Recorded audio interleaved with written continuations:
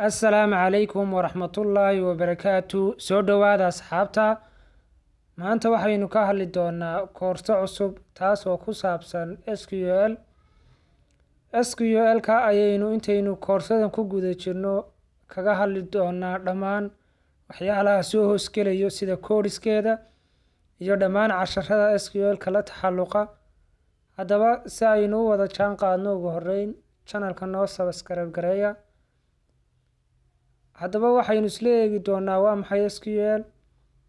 SQL ku waa standard language weeyaan, taas oo lagu soo access gareeyo amaba lagu soo furo amaba wax lagaga bedelo database-yada. waxaynu nidhi SQL ku waa standard language weeyaan kaas oo lagu soo furo ama lagu access gareeyo amaba wax lagaga bedelo database-ka. SQL ka ayaa waxaa loo soo gaabiyey Structured Query Language. SQL ka waxaa aqoonsan maxadka la dhaho American National Standard Institute oo ah macahad America laga leeyahay amaba Mareykanka laga leeyahay kaas oo aqoonsaday SQL ka. haddaba waxaa jira database management iyo systemyo badan ayaa jira kuwaas oo ay ka mid yihiin Oracle, SQL Server uu ka mid yahay, sidoo kale Access ay ka mid tahay, iyo MySQL iyo Ingres. waa database management systemyada jira qaar ka mid ah. haddaba tan aynu inagu koorsadeenu ku saabsan tahay waa language ka la dhaho SQL. haddaba intaas haddaynu isla fahanay, ugu horeyn waxaynu isla eegi doonaa sida installation-ka loogu shubo SQL ka. maadaama aynu ka gaarsiin karin, waxaynu sameynaynaa sawiraan aynu igu soo koobay ayaynu isla fahmaynaa. ugu horeyn markaad setup-ka aad ku dhufatid programka SQL ka, waxaa kuu soo bixi doonaa qaybahan ayaa kuu soo bixi doona. markaa waxaad ka dooran doontaa adigu qaybtan ayaa kuu soo bixi doontaa. waxaad ka dooran doontaa laba qaybood ayuu kuu soo dhigi doonaa oo ah SQL cusub ayaad ku shubanaysaa ama program cusub baad ku shubanaysaa ayuu ku yiri, mise kaagii hore u jiray ayaad upgrading ku sameynaysaa. marka inagu waxaynu ka dooran doonaa inaynu mid cusub aynu ku shubno. qaybtaas markaynu sidaa ugu dhufano waynu ka gudbaynaa. haddana waxaynu qaybta labaad aynu halka saaraynaa tigta accept inaynu aqbalnay heshiiskan. kabacdi waxaynu leenahay next markaynu niraahno halkaas ay tigtu saaran tahay ayaynu saaraynaa. kadib waxaynu kaga gudbi doonaa next ayaynu kaga gudbi doonaa. markaa process yar ayuu ku marin doonaa isagoo check up garayn doona ama scan garayn doona product update-ka iyo setup fileska waxyaalahaas oo dhan. complete markuu kusoo qoro ayaad install leedahay, kadib okay ayaad kusii dhufanaysaa. kadib waxaad leedahay haddana qaybahan ayuu tigta kugu saari doonaa, adigu waxba ka bedeli maysid, sidaas ayaad next ku leedahay. kadib halkan waxaa kaaga soo bixi doonaa aan soo dhaweeyo. halkan waxaa kaaga soo bixi doonaa default name iyo inaad magac kale aad u bixisid. marka haddii aad defaultigaas aad tigta saartid waxay ka dhigan tahay inuu SQL kaagaas uu lahaan doono hal magac amaba uu hal magac kusoo bixi doono. kan kalena waxaa haddii aad tigta saartid waxa weeyaan aniga ayaa magac kale ula baxaya. marka dib baynu ka arki doonaa halka laga arko inta magac ee uu SQL kaagu leeyahay ama programkaagu leeyahay. marka taasna markaad ka gudubtid aad next aad tiraahdid waxaa kuu soo bixi doona qaybahan, waxba ka bedeli maysid, next ayaad leedahay, waad kasii gudbaysaa. kadib waxaa kuu soo bixi doona qaybtan ayaa kuu soo bixi doonta. marka wuxuu ku dhahayaa installation keliya ayaan kugu sameeyaa mise installation iyo configuration iswata. marka qaybta koobaad ayaynu dooranaa, waxaynu kaga gudbaynaa next ayaanu leenahay.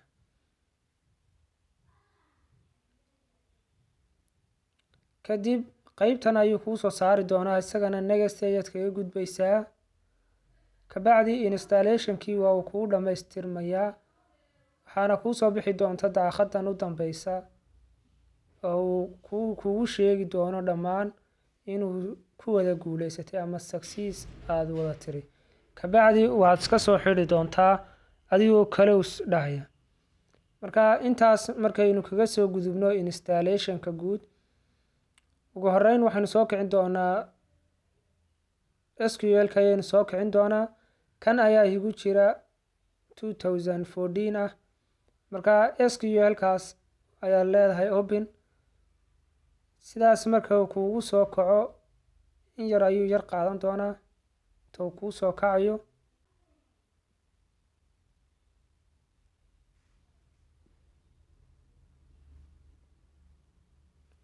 daaqadan ayaa kuu soo bixi doontaa daaqadani waxay ka turjumaysaa halkaas waa magaca default ayaynu soo dooranay haddii aad default soo dooratid halkaas waxaa kaaga soo bixi doonaa hal magac haddii kalena laba magac oo dot u dhaxayso ayaa kaaga soo bixi doonta sidoo kale halkan ayaad ka eegi kartaa intaad browse tiraadid ayaad halkan ka eegi kartaa iminka waa hal magac haddii aad default dooratid halkaas hal magac ayaa kaaga soo baxaya laakiin haddaad magac kale soo bixisid halkaas laba magac ayaa kaaga soo baxaya marka aynu okay niraahno qaybtan kalena waa Windows authentication-kaas ayaa u daynaysaa haddii ay default aanan dooran markii hore wuxuu isoo saari lahaa qayb kale oo password ah markaas halkaas ayaa isagana passwordka laga geliya laakiin imika authentication u daynaynaa kabacdi connect ayaan leenahay marka waxaa suukaa soo furi doonaa SQL-kii ayaa suukaa soo furi doonaa waxaynu ku arki doonaa qaybo fara badan oo aynu codeskooda aynu si wada jira u wada samayn doono ugu horeyn waxaa kuu soo bixi doonaa halkan aad ka arkaysa database-ka security-ga iyo qaybihii kala duwanaa ee SQL-ka kadib waxaynu leenahay inagu new query yacni daaqad cusub ayaynu soo furan doonaa inagoo halkaa database ka samayn doona ama table-lana ka samaysan doona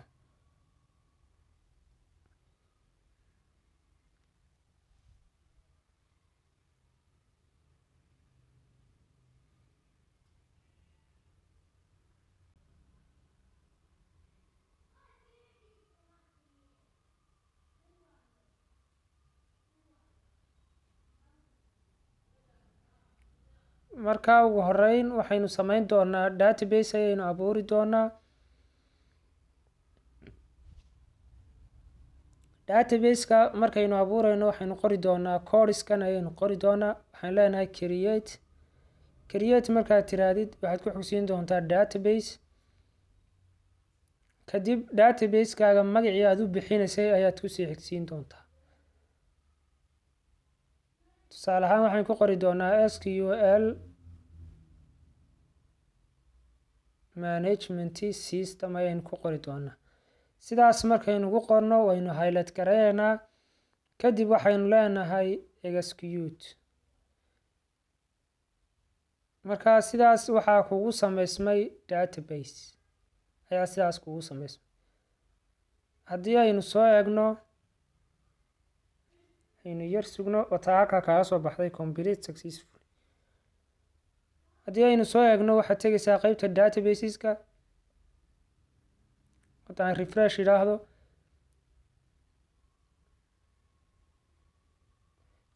qaybta databaseska ayaa tegaysaa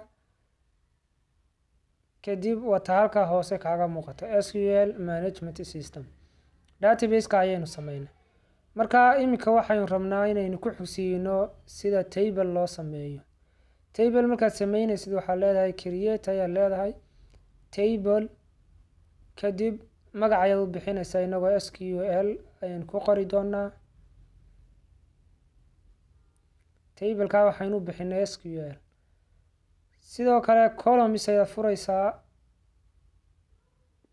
kadib waxaynu gelin doonaa columnska ayaynu gelin doonaa columnka koobaad waxaynu ka dhigi doonaa ID kabacdi data type-kiisa ayaad raacin doontaa adigoo inti ka dhigaya yacni intigu waxa weeyaan waa data type-ka weeyaan columnka oo intii waxay ka dhigan tahay ID-gaasi wuxuu noqon doonaa number ayuu noqon doonaa. sidoo kale waxaynu leenahay name-kaas waxaynu ka dhigi doonaa varchar. varchar-kuna waxa weeyaan waa inuu qoraal iyo wixii la mida uu noqdo. sidoo kale inta xaraf ee qoraalkaasi uu ka kooban yahayna waynu raacin doonaa. sidoo kale waxaynu ku xigsiin doonaa markaa kaasina waxa weeyaan waa data type-ki weeyaan, kana waa tirada inta xaraf uu ka koobnaan doono. phone ayaynu ku xigsiin doonaa, kabacdi isagana varchar ayaynu ka dhigi doonaa. kabacdi waxaynu raacin doonaa number ayaynu raacin doonaa oo ah inta qaybood ee uu ka koobnaan doono.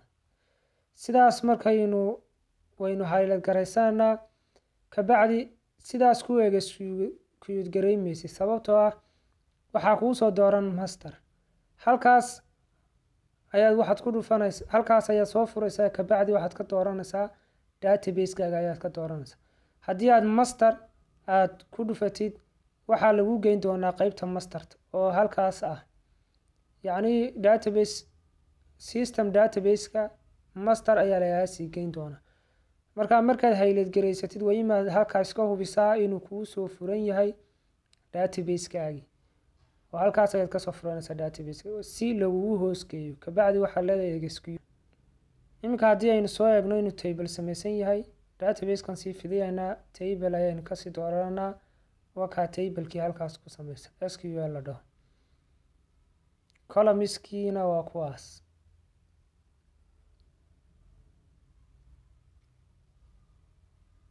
saddexdaa column ayaynu sameynay oo ah ID, name iyo phone, oo data type-yadooduna ay caynkaa yihiin.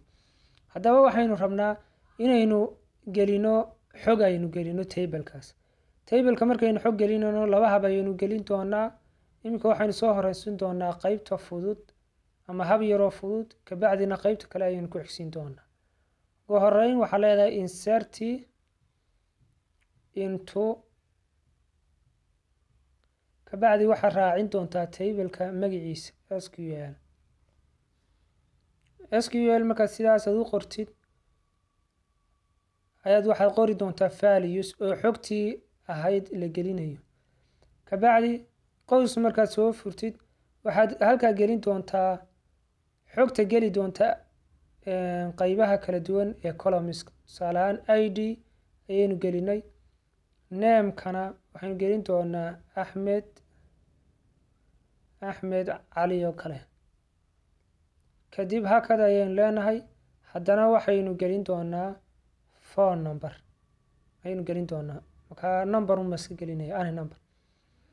kabacdi sidaas haddaan ku execute gareeyo, xogtaas hal column ayaa xog laii geliyay. markaa execute ayaan leenahay, waa kaa hal row ayaa lagu geliyay.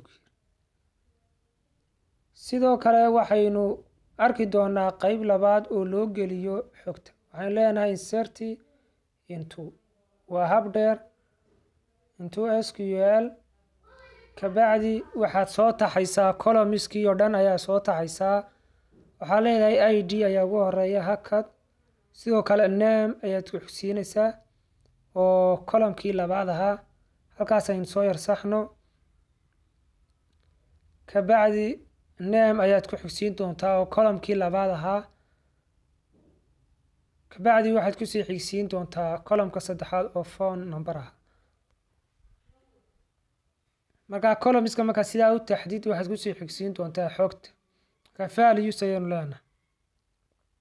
values markaynu niraahno sidii oo kale ayaynu xog u gelinaynaa. tusaale ahaan ID-ga ayaynu 10 ka dhigaynaa. ID-ga waxaan leenahay number 10 geli.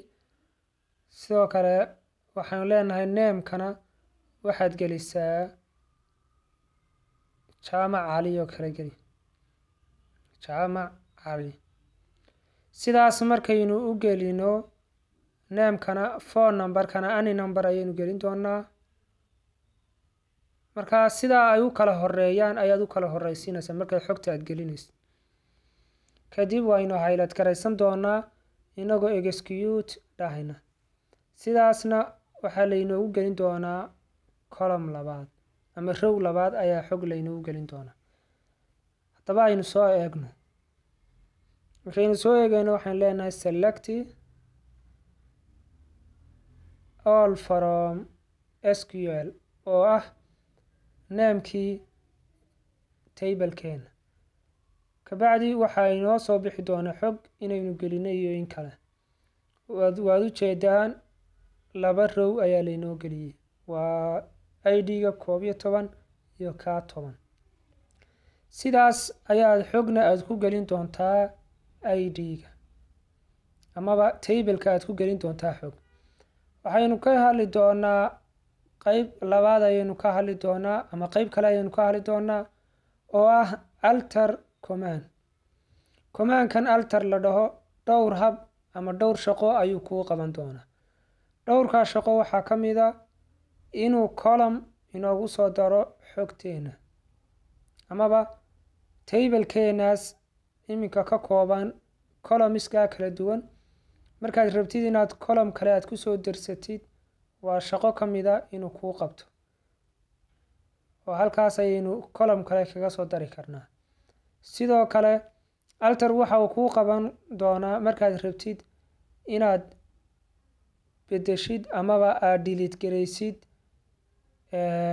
column ayaad isagana aad adeegsan doontaa. sidoo kale oo waa qayb daroob ah ayuu alterkaasi leeyahay. haddaba aynu isla eegno ugu horeyn sida loogu soo daro column sida loogu soo daro ayaynu eegaynaa. halkaas ayaynu kusoo dari doonaa column kale oo la dhaho fee. kabacdi markaad kusoo daraysa waxaa leedahay alter table. kabacdi waxaad sheegaysaa tableka magaciisii SQL. haddana waxaad leedahay add igu soo dar fee igu soo dar, yacni waa column fee la dhaho. kabacdi waxaad raacinaysaa money ayaa raacinaysaa oo ah data tabeka. intaas markaad qabatid ayaad execute garaynaysaa. waxaynu arki doonaa iyadoo column cusub laynoogu soo kordhiyey, iyadoo column kale laynoogu soo kordhiyey. waad ujeedaan marka aad rabtid inaad saartid hal column markaad rabtid inaad saartid waxaynu samayn doonaa columnka fee la dhaho ayaynu saari doonaa. waxaynu leenahay alter table. kabacdi tableka magaciisa ayaynu sheegi doonaa. halkii add ahayd ayaynu drop ka dhigi doonaa, drop ayaynu leenahay. kabacdi waxaynu sheegi doonaa magacii columnka oo fee ah. sidaasna waad ku saar fee. sidaasna waynu ku saari doonaa amaba sidaas ayaad ku saari doontaa markaad rabtid inaad column ka dhirigaraysid tablekaaga. waxaynu isla arki doonaa qayb saddexaad oo uu alter uu qabto. imkaan soo yar eegno inuu ku jiro columnkii waa laga saaray. waxaynu isla arki doonaa qayb saddexaad oo uu qabto alter ama command-kan alter la dhaho oo ah inaynu data tabeka aynu bedelno.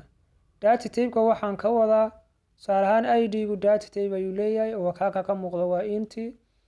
sidoo kale phone numberkaas data tabe ayuu leeyahay waa farkar oo kaaka ka muuqda. aynu isla eegno waad aragtaan waa farkar. marka phone numberkaas farkarka ayaan waxaan rabaa inaan data tabekiisa bedelo aan ka dhigo inti. haddaba isagana sidee baan uga dhigaya? waxaan leeyahay alter table. kabacdi SQL ayaan leeyahay oo magaciisa ayaan sheegay. haddana waxaan soo celinayaa alter.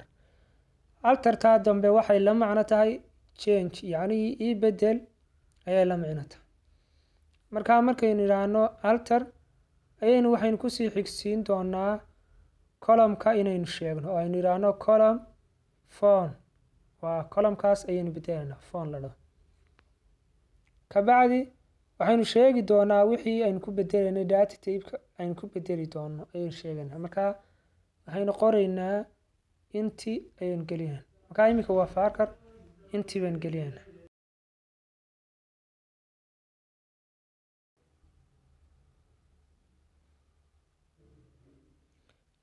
sidaas ayaynu ku fulinay qaybta labaad. haddaba iminka markaynu refresh garayno aynu soo eegno database-kii, aynu soo eegno table-kii, kasii doorano database-ka ayaynu dooranaa, table-ka ayaynu kasii dooranaa, kabacdi columns-ka ayaynu kasii dooranaa inagoo eegi doona data type-kii. waa ujeedaan halkii varchar-ka ahayd waxay isku bedeshay int oo data type-kii ayaynu ku bedelnay. qodobkaana waxay inoo qabtay alter command ayaa inoo qabtay oo intaas ayay qori doontaa. alter shaqooyinka kala duwan ayay kuu qaban doontaa. haddaba waxaynu isla arki doonaa amaba aynu cashirkeena labaad kaga hadli doonaa qodobo kala duwan. waxaynu ga codsan lahaa haddii aad channelkan kuu subscribe garaysan yahay noo soo subscribe garee. wasalaamu calaykum waraxmatullaahi wabarakaatu.